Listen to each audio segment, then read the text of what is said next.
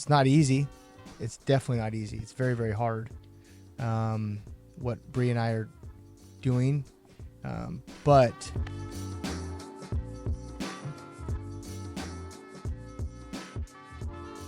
welcome to Life in Abundance with the Gentrys. We're outside today, and we set this up. And, of course, right when we set up, our pool guy comes. And so he's in the background for a little bit just to spice it up a little bit. So if you are watching on YouTube, that is our pool guy. We did not plan this. It just happened that way. So kind of funny. Funny pool guy story. I had just had Coda. I'm sitting inside nursing the baby. Nobody ever comes up to my front door unless I'm expecting them, right? All of a sudden, I'm sitting in the chair looking out the front door, and the pool guy, not this guy, but a different guy, walks up to the front door and knocks, and he's like soaking wet. It's like, oh my God, I think the pool guy fell in my pool. Why he needs to tell me, I don't know. So I jump up. I was home alone for whatever reason. And this was like, I had just had the baby. So maybe she's 4 or 5 days old, and I probably hadn't been alone with her yet. I had C-section, so I couldn't get up very easily on my own. But for whatever reason, I was alone for a few minutes. So I go and open the door, and he's like, hey, ma'am, I'm really sorry, but I just hit your mailbox. I'm like, oh, it's okay. Don't worry about it. It's in a bad place. People hit it all the time, whatever. He's like, no, like, I'm so embarrassed. I have to pay for it. Well, the owner of the pool company is a good friend of ours. And so Mark has to call him and tell him, hey, man, like, your guy hit the pool or hit the mailbox. It's not a big deal, whatever. He's like so upset, feels so bad. The pool guy or our pool service company, his name's JT. He's insisting he's going to pay for it. Like, whatever. Okay, so he gets like this industrial mailbox you cannot take out with like a forklift. And guess who hits it? He trained at the house for some time, like shortly after COVID or whatever. And he goes and backs into the mailbox that he bought, right? I bought that one. My dad. You bought that one. Yeah, my dad. But he had to replace it or whatever. No, he wanted to. I butchered the story. Regardless, when it was all said and done, he had to buy a new mailbox. He butchered the whole story. He was the one who hit the first mailbox, and he knocked it off, and a wasp nest was in the mailbox. Yes. And then there were a lot of things with the mailbox. A couple months later, we put a new one in on the other side of the driveway because it's less likely to get hit, and the pool guy backs into it. One of his employees. Yes. Okay, that's how the story went. Again, I was a little medicated after having this baby, but it was comical at the time. Yes. And then, of course, that's like the worst time for someone to walk up to the front door, and I'm like wobbling trying to get there. But yeah, here we are. Yeah. And so today, it's kind of funny. We were just talking about this before we got on this podcast. I feel like all of our podcasts, since we've started back, they're kind of depressing. Like we're always in a bad mood or something has happened, and we're in a season of life where it's kind of at a weird spot where like we are very connected, we are very grounded in who we are, but at the same time we're scared and we're lost. It's kind of like a catch-22. I wouldn't say we're scared and we're lost. We're scared in a transition. Yeah. Like it's a really weird transition. I just talked about this actually on my live driving home. It seems like whatever you put your focus on, there's more of that, right? So like I got a white car a year ago or something. And all of a sudden, it seemed like everywhere I went, there was the same white car. I'm like, how many people drive a white car like this, an SUV? And it's like, that's where my focus was. All of a sudden, I had one. So that's all I saw. Everywhere I went, there was a white car. It seems like right now, going through this transition, there's so many unexpected things coming up out of your control that you have to, button up and just tie off some things. We're, in this big transition with our salon, with a lot of things going on. Anyways, it just seems like one thing after another is like another thing to do, another thing to deal with, another issue, creating solutions for all these issues. I'm just like, gosh, how much longer can I take this? How many more issues am I going to have to button up before I have freedom from this or whatever? And it's like, well, when that's all you're focused on, that's what you're surrounded by, right? Where all of a sudden you can shift your frame just by shifting your focus. And it's like, oh, wait, here's the projection. Here's the target. Here's the goal. And yes, all these things have to happen for me to get there. But when you're looking ahead, like there's so much to draw you there. I heard this analogy the other day, and this was something that was so powerful because he was talking about like the Super Bowl. You know, the Super Bowl's coming. There's a deadline because there's a time that the Super Bowl starts. You got to get your bets in. You got to make the dip. You got to have out the invites to throw the Super Bowl party because Super Bowl starts at a certain time. It's a deadline. It's like, what if you created your goals in life like the Super Bowl game?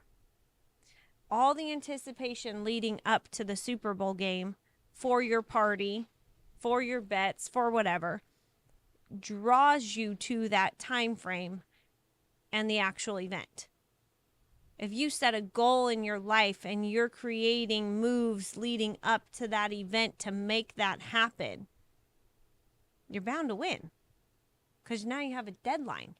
And it's like, it blows my mind because so many people create, you know, New Year's resolutions or goals to complete by the end of the year.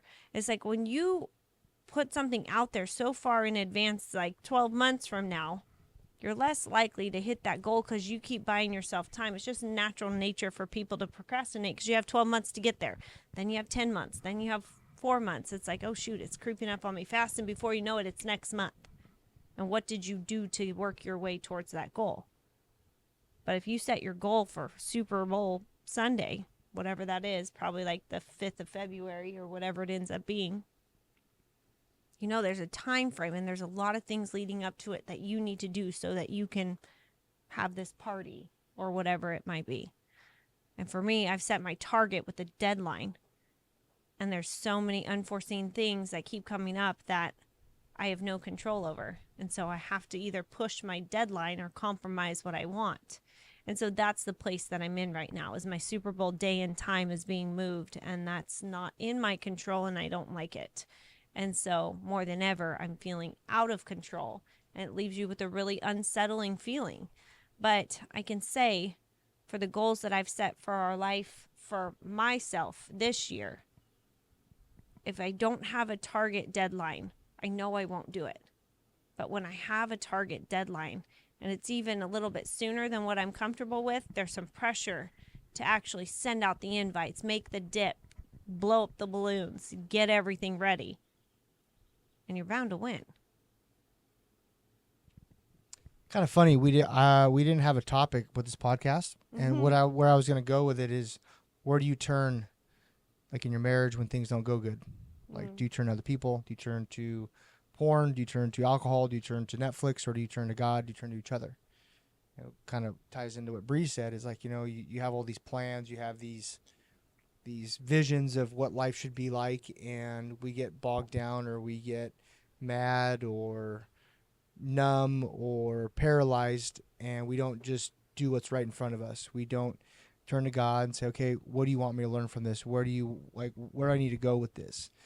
And that's one of my biggest things that I've been working on, is just gratitude and letting go of guilt and shame and anger and frustration and all those things. And they will always be a part of my life. They'll be a part of everyone's life, I believe. But it's just, how much are you going to let those dictate your actions? Like today, we kind of had a weird morning in the house, and I was supposed to go golfing, and I'm not going golfing, and it was just a miscommunication between Bree and I didn't communicate exactly what I wanted and what I needed, and both of us got frustrated. And so I took my oldest. We had to run a couple of errands this morning, and then I had to go buy a new washer. It was like $900, and it's like all these things that I didn't foresee it happening, right? And I knew it was coming, but I was like, I just kind of ruined my day, and I was sitting in the anger of it, the frustration of it. And there I am sitting with my daughter for 2 hours in the truck running errands, and she is just like happy as can be. Went to Starbucks, and I bought a $6 iced tea for a small one, by the way. I don't know. And she was just like so thankful for it. She was going to pay for it and all this other stuff. And I got home, and I was like, man, it was a nice morning, but I didn't really truly enjoy it because I let all my frustrations and unknowns put a damper, affect me. And it's so easy to do. And if you're able to realize it and catch it in the moment, like what Bree and I are going through with our businesses, um, it's like we know we're doing the work. We know that we're doing the things that will get us there. It's not as fast as we want, and there's a lot of things that we didn't foresee happening to us financially, or things pop up with people and those other things, and you're just like, dude, I wasn't like, this is not part of the game plan. Yeah, it throws you for a loop. Yeah, and you get frustrated, and I used to like fly off the handle and get pissed, and no, we're not doing this. Just like yesterday, she came home and she had a problem that was going to cost $1,000, and I'm like, I'm not paying for that. But what I did today was I called the guy. I got one, and he's going to send me some paperwork for free. Like, it's just about where are you willing to look to solve your problems? Are you wanting to overreact and not look to God and not calm down and take a minute? Like, that's what I did. I had to go on an hour bike ride today, think about it, and then about 45 minutes in, I'm like, oh, I'm gonna call my buddy. I bet he has the same paperwork. I'm just gonna ask him.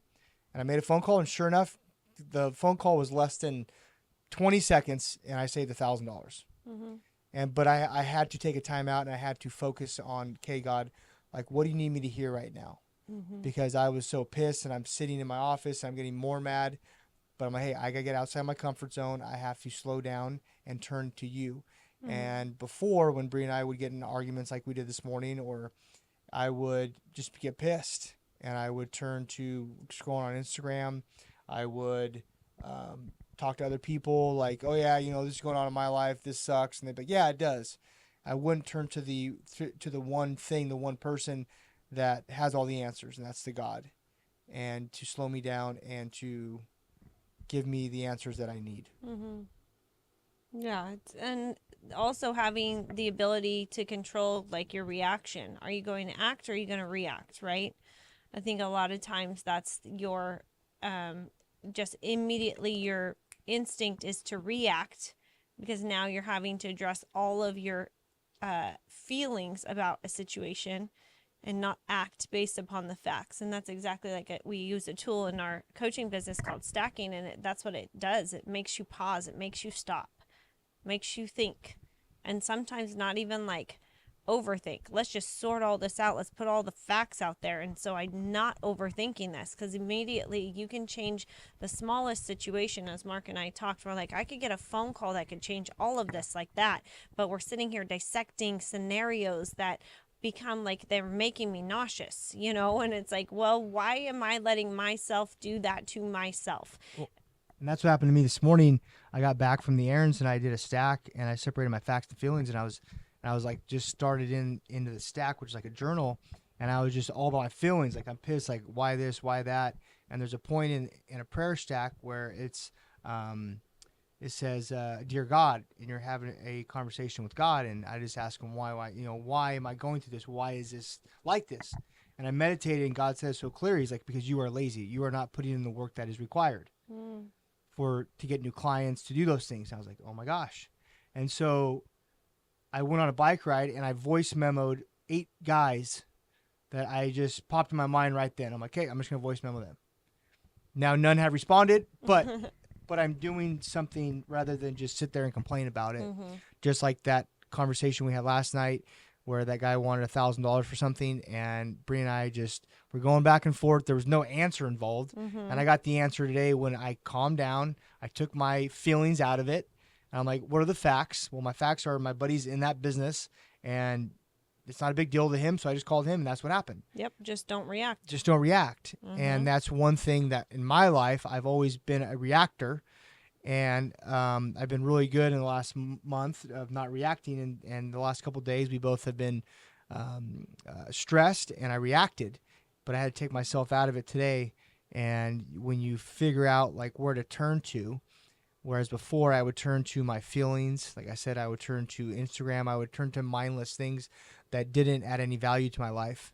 But then make you just sit there and think about all the things that you didn't do, or your reaction, feelings, and negative. It's very paralyzing, and I think a lot of people go through it, and they just don't talk about it because it is kind of embarrassing. It's kind of one of those things where it's like, I know what I need to do. I know I need to talk to more people. I know I need to get out there and push myself, but man, like, I'm nervous. Like, what are they going to say? Like, should I really be doing this? And then at the end of the day, like I did today, like, well, dude, doesn't really matter. I'm going to give it a shot. And if one says yes, then it turns my whole day around. Mm-hmm. And so, yeah, it's just putting Well, your. and just that you can stand in the mirror too and say, okay, I did do everything I could do today, you know, and not sit here and be swallowed by your anger Yeah. or feelings. You're like, nope, I was productive and I feel good about that.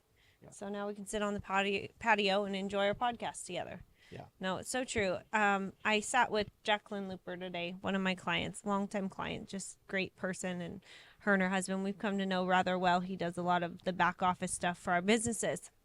And she was telling me something that like hit me so hard, and I know this is gonna like you're gonna think about this for weeks. She said, Bree, if I didn't make the jump I did 10 years ago, which was have her husband quit his job to go fully in, I don't know if it was 10 years ago, but time frame, if to go fully into his business full time, quit the job that he was working 9 to 5, getting a solid paycheck, she said our life would be so different.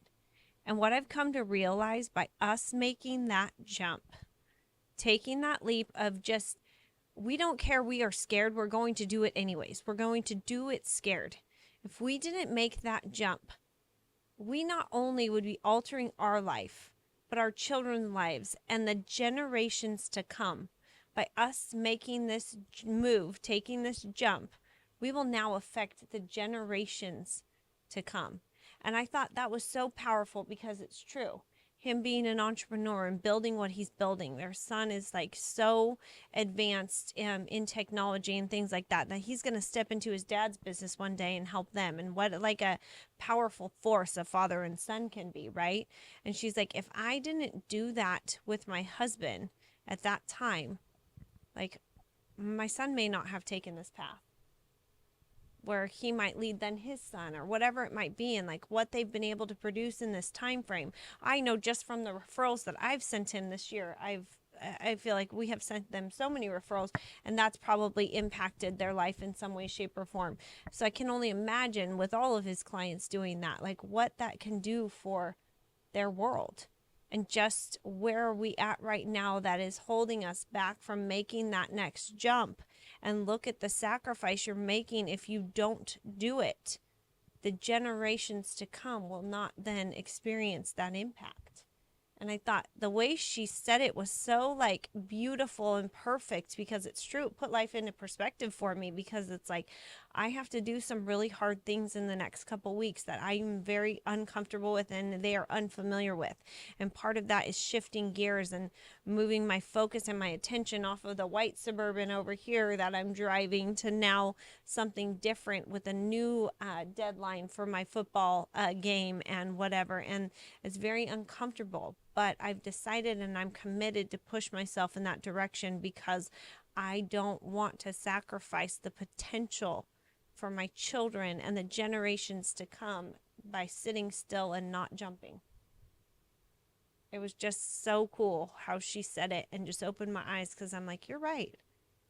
Like there's a lot of leverage on me right now. I'm going to leverage me. And here's the thing, I'm going to always double down and bet on me, because I know I will do it and I will win. I have more confidence in me than someone else. That, and when you bet on yourself, no matter if you, I don't want to say lose because that's not the right word, but if you don't hit your goal, you still learn so much about yourself. Yeah. Like if you take out that loan and you, like, oh my gosh, this is way more than I anticipated, and it goes bankrupt, you learn more about yourself by doing that than you would have just sitting there at your other job. Mm-hmm. Like betting on yourself, you will always learn and grow so much more. Yeah. And that's something that Bree and I have always been self-employed. We've always been entrepreneurs, but this is something that in the coaching realm that we kind of coach already, but this is a whole different aspect where you're having your whole life aligned and your whole life exposed. Where before I was in the health business, she did hair, but now we're exposing our marriage, we're exposing our bodies, all these other things, and because we have to be aligned in all areas of life. Mm-hmm. And then not that they're perfect, but to be aligned in that, because then we can speak with certainty and we can move people differently. Yeah. And because that's what it's really all about, because a lot of times you get into a job that you're so focused on one thing that you let other areas of your life go bad. You make a lot of money and your body gets really terrible, or you make a lot of money and you lose your wife because you get divorced, or your kids hate you, whatever it might be. And to have all things firing at the same time, again, they're not perfect, but you have goals and things you do every day to keep your body on track, to keep your marriage on track, to keep your kids on track, to keep your business on track. It's a lot of work, but when you do it, is so sweet, and it's so amazing to have that and to do it with a spouse that is on board. That's what it's all about. Like that lady said about her husband going all in. It's like that was a team effort. Like that was both of them going, okay, this might be really hard for a while, but we're going to do this because we know there's freedom on the other side of it. Totally. And that's where Bree and I are at. And I told a buddy the other day, he's in the same coaching program as I'm in with Bree. And he was going through about what I was going through about a month ago, where you're just like, what am I doing? Like just doubting yourself and living in scarcity. And I said, bro, what we've done in the last 10 months is like unbelievable. Like most people do this in 5 years, what we're trying to do in a year. And so give yourself some grace, because I'm the first one to be like, well, I haven't done anything. This isn't working. It's like, hey, bud, it's been like 8 months. So you can just kind of pipe down a little bit because you've made more money. You've had more time, whatever the it truth is. is you just want it faster. Yes. You just want it faster. We all want it faster, right? It's not that you've done nothing. You just want where you're going faster. Yeah. And you want the pain to be a little bit less. Yeah, but where you learn is through pain. And the journey. That's where you just have to make some adjustments, and it's intimidating, 100%. There's no doubt that what I'm going through right now is intimidating. But you have to make the decision that you're still going to do it and do it scared. That's where I'm at. Yeah, and I mean, really, the higher up you go, just the more problems you deal with. Yeah, they're just bigger problems. Just bigger problems, like more expensive problems. Like the more money you make, typically, the more problems you deal with on a daily basis. Yeah, that's just the way it is. And so that's the kind of beauty of this. And the crazy part is this is what we're choosing. Yeah, we voluntarily signed up for. Yeah, no one told us that we had to do this. Yeah. God, he led us here, but we chose this. And we're in a really weird position because what we've gone through we feel like it's been so long, but really it's been less than a year. It's been the hardest year, and it's been the most rewarding. I've learned more about myself in the last month, but the last 8 months than I've ever known about myself or knew that I could do. The way I speak, the way I talk to clients, the value I see in myself. I never saw that. And that's what I wanted to have. And I have that now. And so what's that worth, right? You can't really put a price tag on that. And it's not easy. It's definitely not easy. It's very, very hard. What Bree and I are doing. But we have so much more peace through it too, though. The quality of life is so different. It's only hard because it's different than what you've known. And then it's harder because you get scared through the process of, oh, wait, this is unfamiliar. This doesn't feel right. Well, it shouldn't. You don't know this. So it's not that it's negative, it's bad, or it's wrong. It's just intimidating, as I said. But you just have to decide you're going to do it and go, because on the other side of that it's so much greater. I talked about this in going through the junk that we've been through in our marriage. We had to walk through the fire to get to the water. And it's like I didn't appreciate the water like I did until I had walked through the fire. And that changed my world, which I'm so grateful for. So, it's been an interesting week, an interesting month, an interesting year. But here we are. We're still doing the dang thing. And I hope that the message that we shared with you today finds you just moved, because here's the thing. You can hear all these inspirational messages or motivational messages. I don't know that that's what this was today, but not do anything. But when you create action to your goals, when you create action in your life, you're far more likely to succeed than someone that just thinks about things all the time, hoping that there's going to be a break, hoping that something's going to change. we made the decision together that we're going to create the change. Therefore, we're going to create a different outcome, which is the life that we want. So when you committed to that, it doesn't matter if you're scared. It doesn't matter all your feelings and emotions you go through the process, because the commitment you made was to move. So if this is triggering something within you, making you just kind of feel stirred for whatever reason, I want to encourage you, whatever that next big step is, that next big jump that you're hesitant to take, that's because you're intimidated.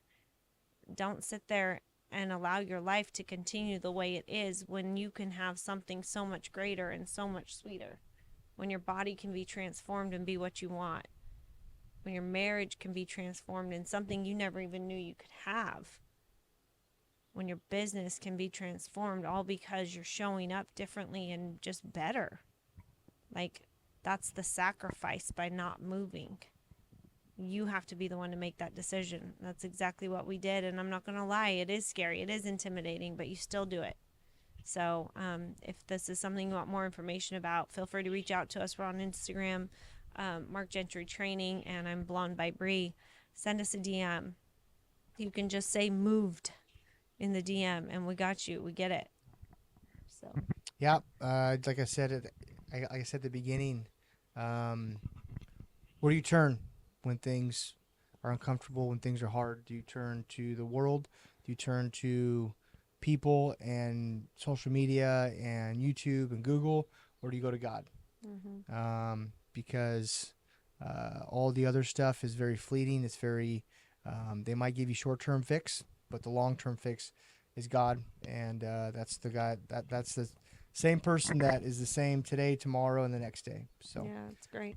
thank you for tuning in. If you are on YouTube or Spotify or Apple, give us a like and a download. We greatly appreciate it. Until next time, thank you for tuning in. God is good. Bye, guys.